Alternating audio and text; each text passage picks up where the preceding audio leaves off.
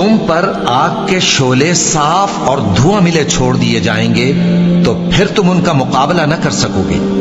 तो तुम अपने परवरदिगार की कौन कौन सी नेमत को झुटलाओगे। फिर जब आसमान फट कर तेल की तलछट की तरह गुलाबी हो जाएगा तो वो कैसा हौलनाक दिन होगा। तो तुम अपने परवरदिगार की कौन कौन सी नेमत को झुटलाओगे। तो उस रोज न तो किसी इंसान से उसके गुनाहों के बारे में पुरसिश की जाएगी और न किसी जिन से। तो तुम अपने परवरदिगार की कौन कौन सी नेमत को झुटलाओगे। गुनाहगार अपने चेहरे ही से पहचान लिए जाएंगे तो पेशानी के बालों और पांव से पकड़ लिए जाएंगे।